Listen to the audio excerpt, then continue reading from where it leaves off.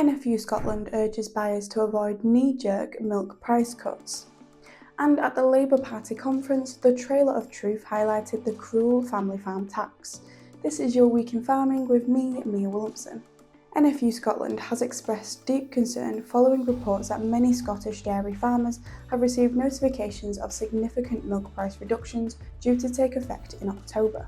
Arla has announced its conventional milk price will drop by 1.75 pence per litre for October. The Arla organic price will remain unchanged. For November, First Milk has announced its milk price for a standard manufacturing litre will reduce by 2 pence per litre, including the member premium. And there was a 1.25 pence per litre drop in Muller's price for its Muller Advantage supplier. Devon-based Parkham Dairies has confirmed an 8 pence per litre drop in prices, and Freshways has dropped by 6 pence per litre.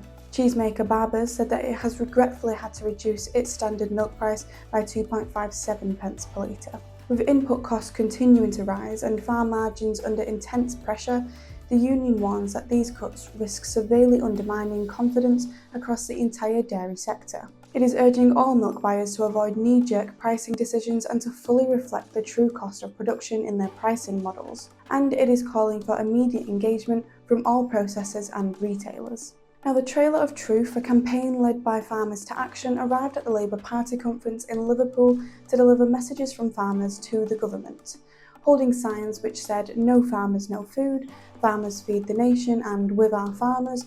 Farmers travelled from across the country, some making 5-hour trips to stand in protest against the government's proposed changes to agricultural property relief and business property relief. Here's what some of those farmers had to say. The people in power at the moment do not understand. They need to get out of London, they need to go to the countryside, see what's happening, see how hard the farmers work. Listen, you need to look after our farmers. We need them desperately, and we need to be supporting them and encouraging British produce wherever possible. Please help them do whatever they need to keep them going, keep them strong, because without the farmers there ain't going to be no food and we'll all be screwed. Every day adds more pressure to this Starmer government, and there could never be enough. It's as simple as that. So the bottom line is, either he starts listening to the people that create the wealth, or he's going to leave this country bankrupt. And that's exactly where he's headed, and taking the farmers along with him. So it's time for either a change of heart at the centre of government or a change of government. Get in touch and let us know if you were there.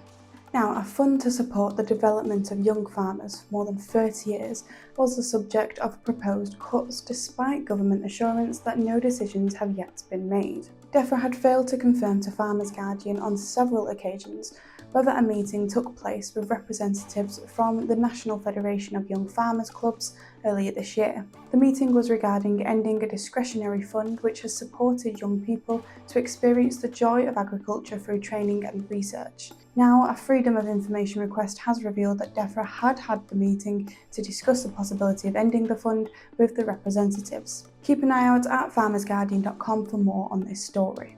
And for the latest on Bluetongue. Bluetongue virus serotype 3 has been confirmed on 2 premises in Wales as the number in England rises to 78.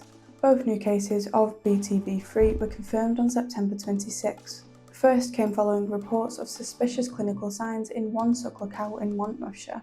Another was confirmed in one bovine in Powys following a non-negative post-movement test. The cases are the first to be recorded in Wales in this vector and come just days after the country eased movement rules. And Defra has said the first single detection of Bluetongue virus serotype 8 since 2007 has been confirmed in a small sheep flock in Cornwall. The case has been identified in an 8-year-old sheep.